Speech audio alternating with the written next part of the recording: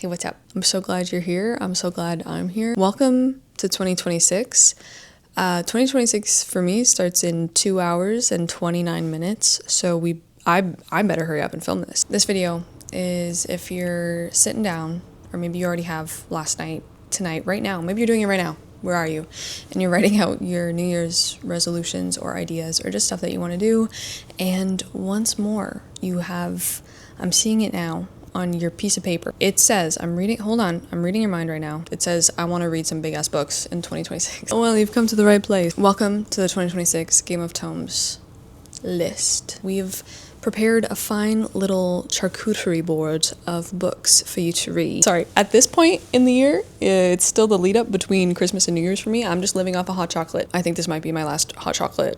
I mean, it's going to be my last hot chocolate of the year, hopefully, but I think this might be my last hot chocolate for a while because I'm getting a little bit sick of it. So if you stumbled upon this video for the first time and you don't know what Game of Tomes is, it is a book club that I've hosted with my best friend Carolyn over at the YouTube channel Carolyn Marie Reads, which you should please check out. I love her to death. Look at this perfect angel. We have done this book club for a number of years and we really wanted to put the tome in the Game of Tomes, hence why we've made it our mission for the past little bit to only be reading big, chonky books, like typically over 500 pages. Last year we decided to just make it a little bit easier for everyone, not so stressful, and just like elongate the time that we would have to read the big tomes so that we could just spend more time with them. People are really busy. I had just a train wreck of a year myself, like the Polar Express actually. Okay, that was the exact route.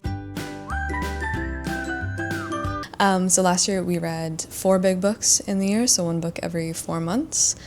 3 months, oh my god. This year we will be doing something similar, but we're actually going to take the pressure off even just a little bit more, turn down the pressure. We're going to be reading 1 big book every 4 months. So this year we're going to be reading 3 books, but we're actually technically going to be reading more than 3 books, which I'll get into in a second once I tell you our selection. Our selections for last year, which I also have way too long reading vlogs of some of them. We read The Magic Mountain by Thomas Mann, East of Eden by John Steinbeck, The Silmarillion by Tolkien, and Babel by R.F. Kuang. We also have a book club on Fable that you can join. It's free. The app is also free to download. For me, my personal ranking from last year, I think I still am reading one of the books. I'm still reading Babel, but listen, I have 2.5 hours left. Okay, I still have time.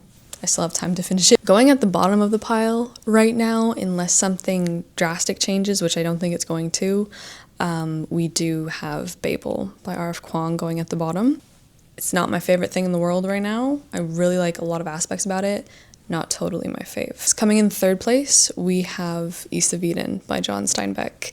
This is Carolyn's favorite read of the year. Frankly, I just didn't feel it. I didn't get much out of it, to be honest. I still enjoyed my time, but not my fave. Coming in 2nd place though, I think it has to be The Magic Mountain by Thomas Mann. I did really enjoy my time with The Magic Mountain.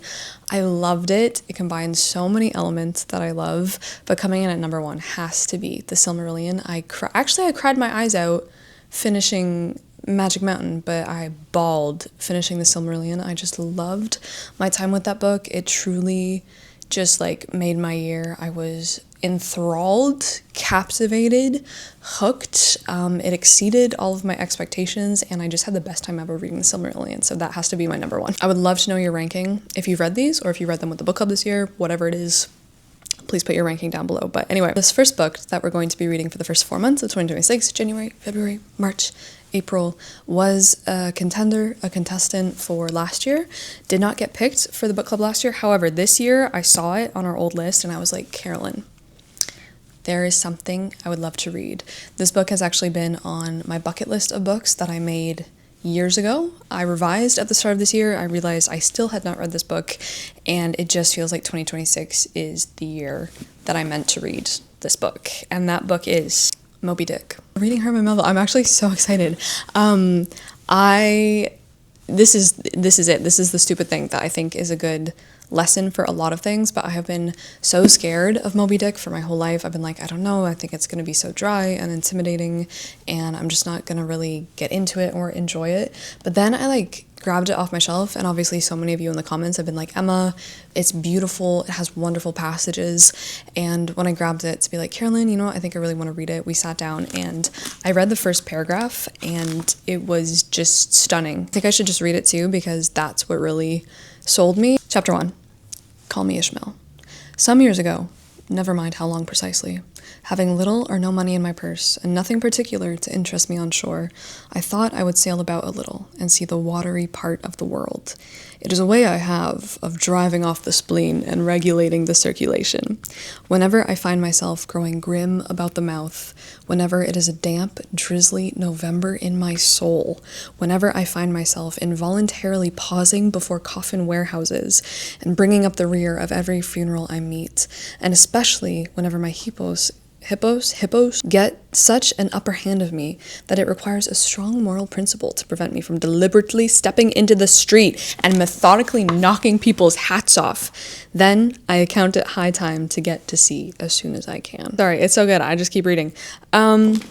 Every section that I flipped to was pretty much like that. Now, if you're thinking this version does not look super, super long, it's because I discovered that this beautiful International Collector's Library edition that I have of Moby Dick, which cost me $2, might I add, at the thrift store. It is really just something. However, it is abridged. That means that I will be getting a new copy, and I've actually already ordered the editions that I want. I found 2 editions that I couldn't choose between, but I got them thrifted and they are on their way to me, I hope. The editions of Moby Dick that I ordered, we have the Norton Critical Edition.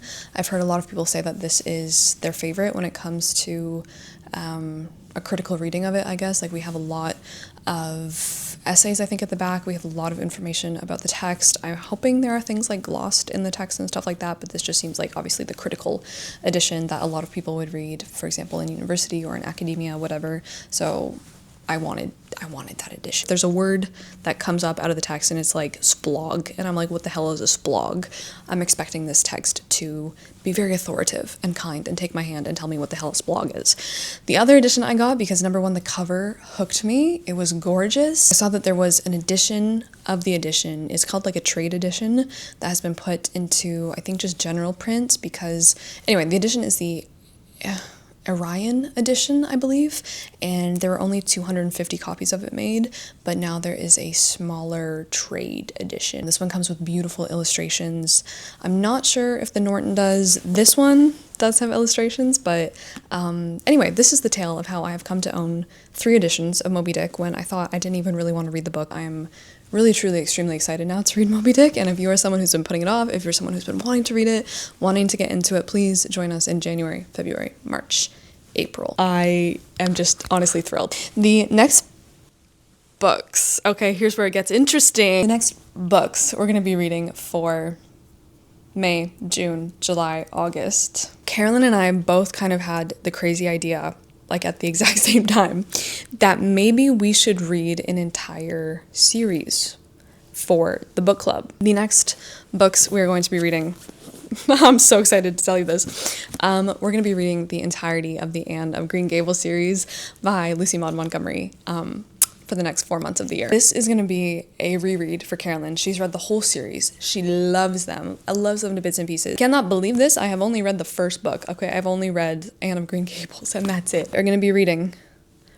reading Anne. I read Anne years ago, loved it beyond belief, and then I never have continued with it. If you don't know what this is about Anne, who is an orphan who gets taken in by this couple, by this brother and sister on Prince Edward Island, and it is just about her life, and it is just so incredibly charming.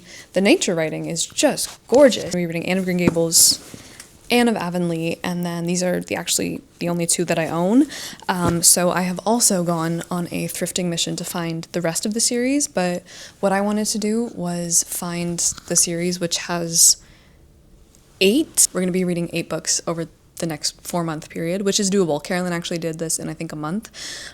She read the whole series in a month. So we're going to be reading Anne of Green Gables, Anne of Avonlea, Anne of the Island, Anne of Windy Poplars, that sounds like it's going to be my favorite, Anne's House of Dreams, Anne of Ingleside, Rainbow Valley, and Rilla of Ingleside. So we're going to be reading all 8 in the Anne of Green Gables series. Thrilled. Honestly, superbly, supremely thrilled. I cannot wait.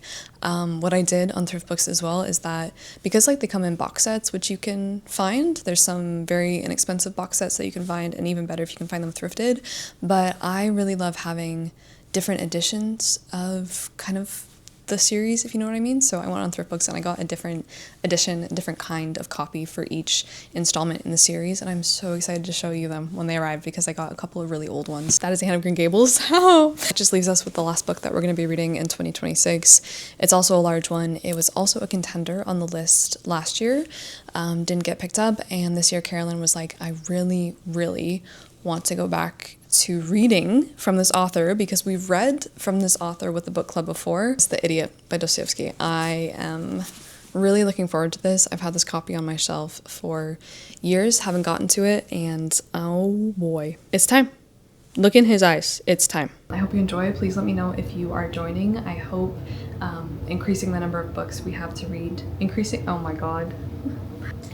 number of months that we have to read these books, I think will be hopefully a good idea. Just like, yeah, soak in the books like a good bath. Until my next video.